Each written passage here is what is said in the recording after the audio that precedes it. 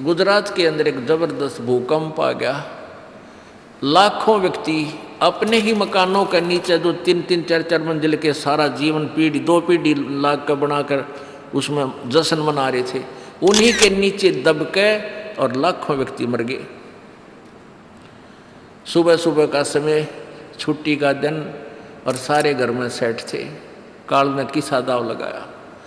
तो यहाँ परमात्मा कहते तुम तो बालक हो, बालक कति डरते नहीं, जरा से भी डर जब हो जब आपको ज्ञान हो, और ज्ञान हो सत्संग से। सत्संग मान का समय नहीं कि तो और बकवाद हो रही हो, देख लो दुनिया इकट्ठी हो जा। और यहाँ कितने भक्त आ पाते हैं, जो आ पाते हो बहुत महान और पुण्य आत्मा है, उनके पिछले संस्कार इतने ज़बरदस्त हैं कि उनको प्रेरित करके लाते हैं, परमात्मा की रजा होती है उनके ऊपर। तो क्या बताते हैं, न जाने काल की कर डारे, और किस विध ढल जा पासावे, और जिना ते सरते मौत खुड़क दी, उन्होंने केड़ा हंसावे। अब फिर पूछते हैं क्या प्रभु आप सदा ऐसे ही रहते हो? प्रश्न किया किसी ने नानक जी से। नानक साहब ने कहा कि भाई मुझे भी खुशी होती है, लेकिन वो खुशी हम ऐसे प्रकट नहीं करते जैसे अनजान लोग करते हैं, नाचे कूदो या हा हा हा दांदरे काटे, नहीं, अंदर ही होता रहता हमारे जो कुछ होता है। कहते हैं साध मिले साड़ी शादी होंदी, साध मिले साड़ा शादी होंदी, और विछड़ जा दिलगिरी वे, अखदे नानक सुनो जहाना मुश्किल हाल फकीरी वे। कि तुम भक्तजन जब आते हो मेरे पास सत्संग सुनने के लिए, और जो उपदेश ले चुके हैं, और फिर वो सारे के सारे रह रह कर मेरे पास आ रहे हैं, तो मुझे बहुत खुशी होती है। उस दिन हमारे विवाह होता है, शादी होती है, समागम होता है, चहल पहल होती है। और जब तुम चले जाते हो, विछड़ जाए दिलगिरी वे, तुम चले जाते हो जब मुझे दुख होता है। क्यों होता है कि तुम काल के उसमें पहुँच चले जाते हो, क्योंकि भक्त कम होते हैं और काल प्रेरित व्यक्ति ज़्यादा होते हैं। मुझे ये डर लगा रहता है कि कहीं ये भोली आत्मा उन काल के दूतों का ना फंस जा, और उनकी बातें वहाँ के भक्ति ना छोड़ दें, इनकी दुर्गति ना हो जा। जब तुम ठीक ठाक वापस आ जाते हो सभी, तो मेरी आत्मा खुश होती है। उस दिन मेरी खुशी का कोई ठिकाना नहीं होता, लेकिन वो होती है अंदर ही अंदर, लोग दिखावा नहीं होता। साध मिले साड़ शादी होंदी, और विछड़ जा दिलगिरी वे, अखदे नानक सुनो जहाना मुश्किल हाल फकीरी वे। भाई कहते हैं भक्ति करना बहुत मुश्किल है, मुश्किल इन काल के दूता ने बना दी, जनता ज्ञानहीन कर दी। जो भक्ति नहीं करते वो तो सीधे काल के जाल में हैं ही। जो भक्ति करने की चेष्टा करते हैं तो किसी का तो पति लाठी ठाए पाओगा, तो उसके पति ने कोई और इंजेक्शन ला जाएगा। यो क्यों होया भाई, हम भी तो नाम ले रहे हैं, हम वहाँ जाते हैं, हम तो 6 महीने साल में कभी कभी जाते हैं, और आप कहते हैं 10वें दिन भाग लेते हैं। तो भगत ने नाम ना ले रखा तो वो परेशानी पैदा करेगा ही करेगा। किसी की पत्नी ने नाम नहीं ले रखा, भगत ने ले रखा है, तो वह सींग पिनाए पावेगी। किसी के कहने सुनते जानते क्या सुनी घर में होगी। काल न तक करवाना है कि किसी प्रकार ये वहाँ जाना छोड़ दें, तेरे जाल में फंसे रहें, इसका तो पूरा प्रयत्न रहेगा। लेकिन पुण्यात्मा यु ज्ञान रूपी ढाल आपको इसलिए दी जाती है कि अपना बचाव करो, और भक्ति मत छोड़ना चाहे कुछ भी हो। आप पुण्यात्माओं अपने घर के काम में, ठीक है, पति पत्नी बच्चे सब कोई कार्य करना है तो सब मिलकर सलाह बनाकर कर लें, बहुत अच्छा होता है। उसमें कोई हानि लाभ भी हो जाती है तो विशेष दुख नहीं होता।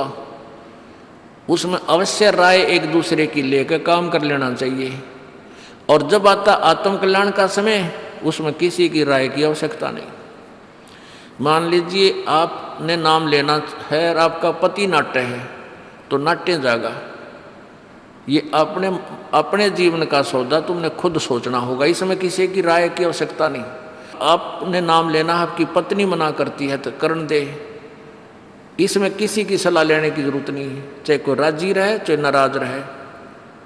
यदि मीराबाई उस समय ये सोचती कि तेरी माँ के कहेगी, तेरे पिता क्या कहेगा, ये समाज क्या कहेगा, तू मंदिरों में जाती है। क्योंकि उस समय ठाकुर समाज अपनी बहन बेटियों को घर से नहीं निकलने देते थे, पर्दों में रखते थे। लेकिन मीराबाई बालक नहीं रही थी, समझदार थी वह। उसको पता था कि आज तो मैं लोक लाज कर मैं आकर भक्ति नहीं करूँगी और फिर कुतिया बनकर बाजार में आंडूंगी, कोई मेरी इज्जत का रक्षक नहीं मिलेगा। तो ये ज्ञान से ही ऐसी दृढ़ता आती है। संघर्ष किया और सफल हुई, क्योंकि मालिक के नाम पर जो संघर्ष करते हैं, सच्चे दिल से, हृदय से, उनकी परमात्मा मदद किया करता है। ये पिछले इतिहास देख लो। क्या बताते हैं? मात पिता सुत स्त्री आलस बंधु कान, संत दर्श को जब चले ये अटकावे आण। मात पिता सुत पुत्र को कहते हैं। स्त्री जैसे कोई बालक हैं 15, 16, 10 वर्ष के, वो माता पिता के अधीन होते हैं। और बच्चे का समझ में आ गई और माता पिता मना करते हैं तो उनके अधीन है वो। और बच्चे जवान हो गए, बूढ़ा बूढ़ी अगर समझ में आ गई, फिर वो बालक बाधा करेंगे, वो रोकते टोकते हैं। तीसरा दिन चल पड़ते हो, किराया कितने डावा फलाना है, यानी कुछ ना कुछ बाधा कर सकते हैं। किसी का पति बाधा कर सकता है, किसी की पत्नी बाधा कर सकती है। जब भक्ति की तरफ अग्रसर होता है या सत्संग में आने की तैयारी करता है। या फिर आलस बंधु कान, आलस माने आप ढीले गोडे छोड़ दे, फिर देखांगे का नहीं जाता, सर्दी घनी है, गर्मी घनी है। और या बंधु कान, लोक लाज, इनके कारण ये है भक्ति में बाधक। अब क्या बताते हैं परमात्मा? मात पिता सुत स्त्री आलस बंधु कान, संत दर्श को जब चले ये अटकावे आण। इनका अटकाया अटके नहीं, और संत दर्श को जाए कह कबीर सो संत है आवागमन नसावे। इनका अटकाया अटके नहीं, और संत दर्श को जाए यानी सत्संग में अवश्य जावे, कह कबीर सो संत है आवागमन नसाए, उसका कल्याण होगा। आज मीराबाई जी का कितनी श्रद्धा और आदर के साथ नाम लिया जाता है। और यदि वो उसी तरह की क्रियाएं करती जो उस समय की बहन बेटियां लोक लाज में फंस का अपना जीवन बर्बाद करगी, आज वो कुतिया बनी आंडे। परमात्मा कहते हैं नकबे सर नकबे बनी वह पैर थी हार हमेल, और सुंदरी से वह कुतिया बनी सुन साहिब के खेल। बीबी पड़दा रहे थी डोडी लगे थी बार, अब गातु गाड़े फिरती हैं बन कुतिया बाजार।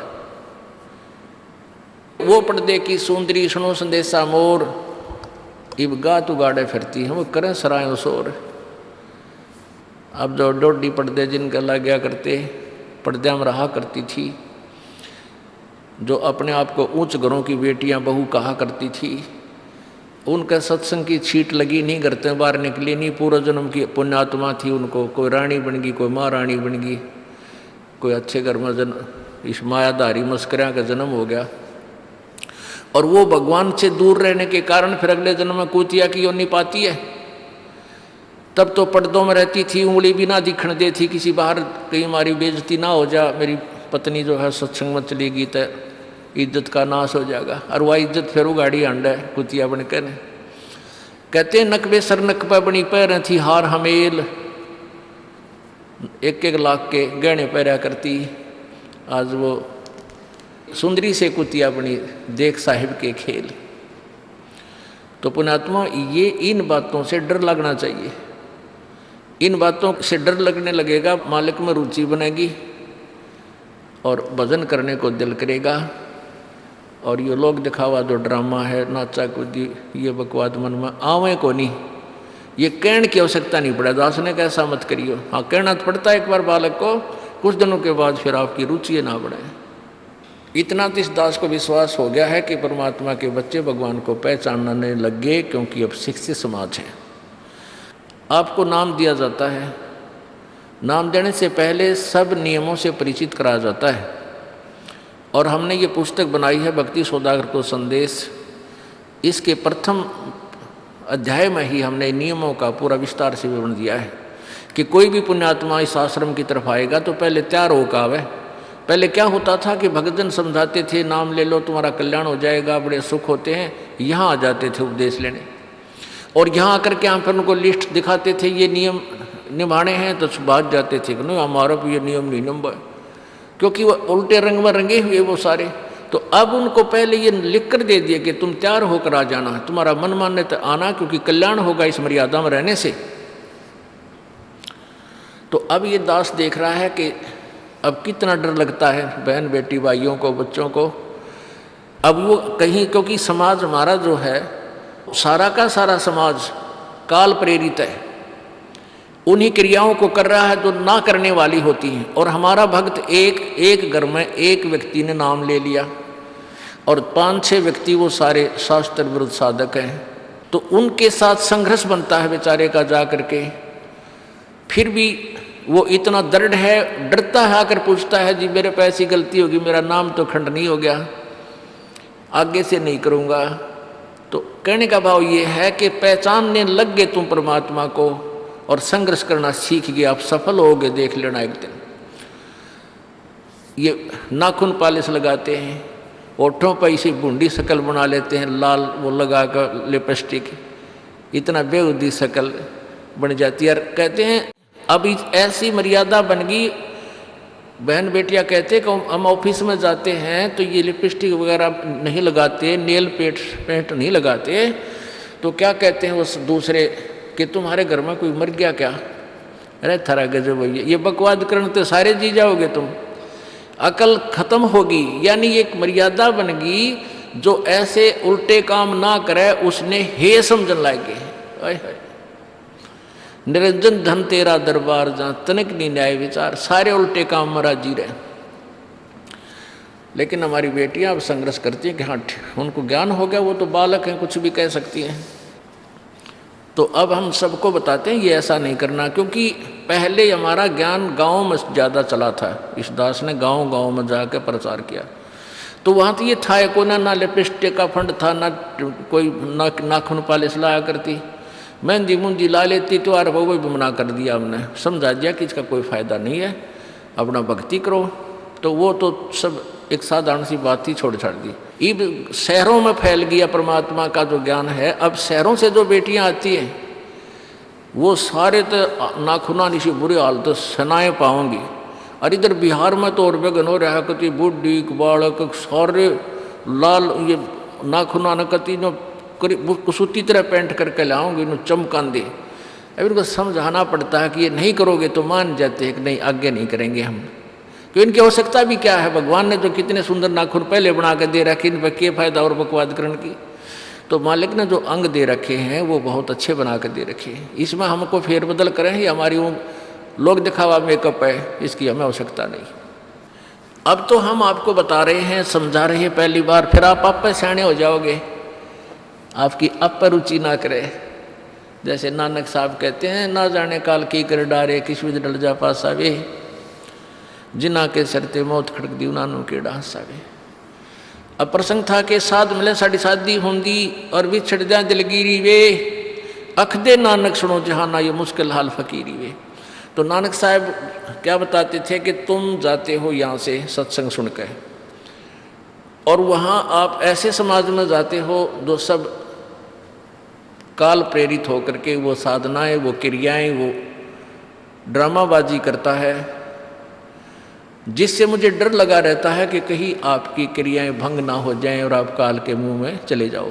जब तुम वापस आ जाते हो तो मुझे बहुत खुशी होती है कि परमात्मा के बच्चे काल के जाल से बचे हुए, तो उस दिन खुश होता हूँ मैं। और तुम चले जाते हो तो मेरी एक तो वो ज्ञान कि यहाँ काल का लोक है, ना जाने कब जाना पड़ जावे, इस कारण से डर से अपनी भक्ति करता रहता हूँ।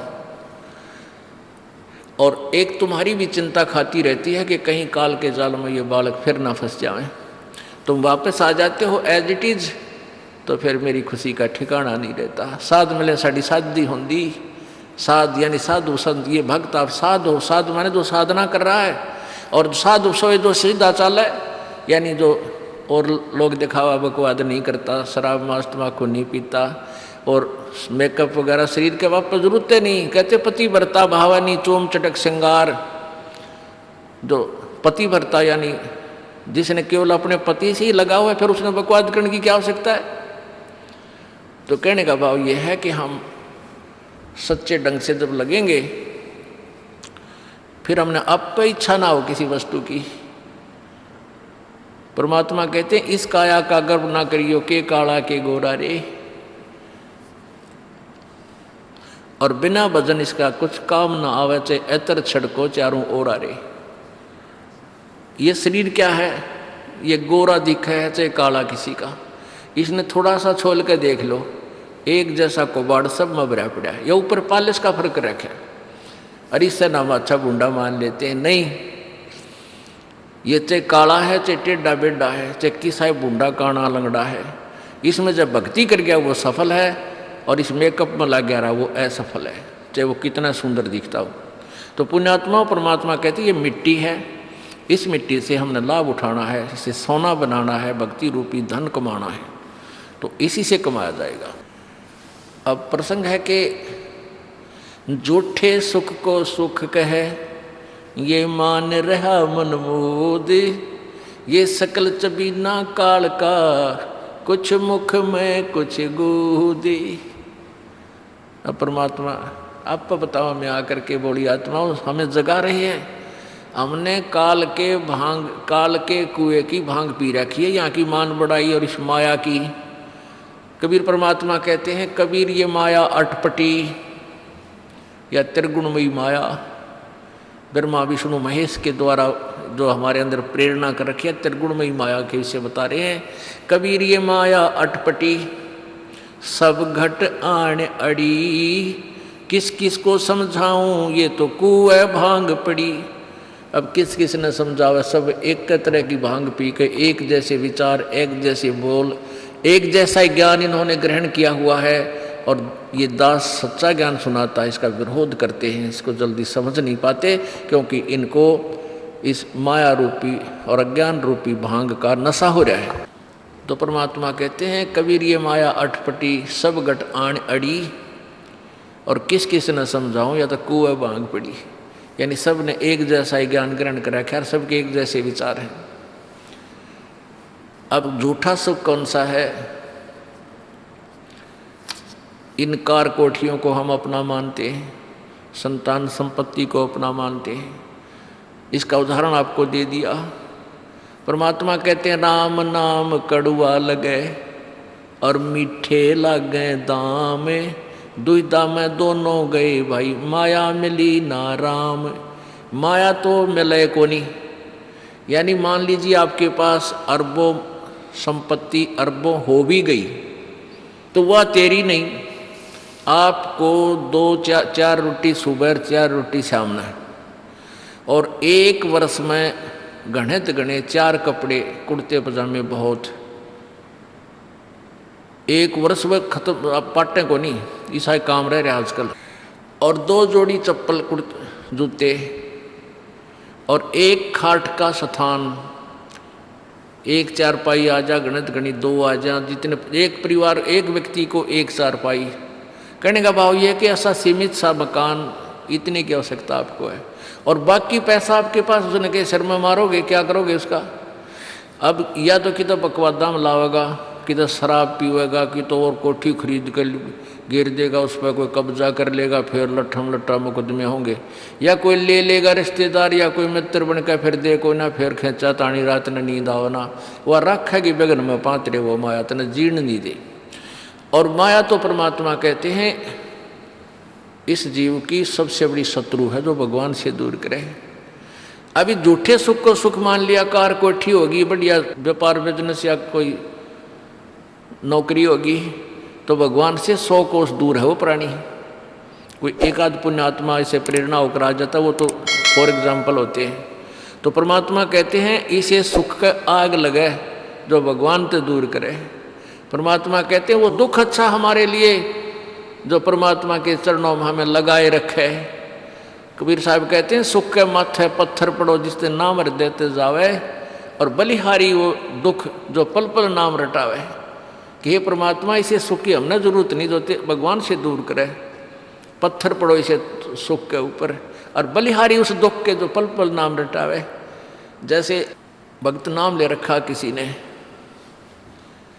और उसको कोई पीड़ा हो जाती है, चिंता शुरू हो जाती है उसको, हे भगवान कदे कैंसर ना हो जा, हे परमात्मा कोई और ऑपरेशन ना बन जा, तो वहाँ तक जाता है जहाँ डॉक्टर के पास, और भगवान याद रह कर आता है, और वहाँ जाकर डॉक्टर करता है अल्ट्रासाउंड और एक्सरे वगैरह करके बता देता है कि आपको वैसी कोई खास बीमारी नहीं है, नॉर्मल सी है, ये दवाई लो ठीक हो जाए।